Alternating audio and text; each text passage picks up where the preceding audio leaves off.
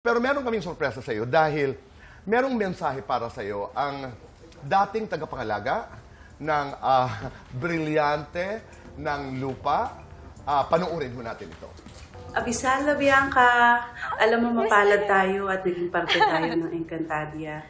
Kaya naman ang masasabi ko lang, sana ipagpatuloy natin at pahalagahan ang magandang pamana ng GMA7 sa kasaysayan ng Philippine Television.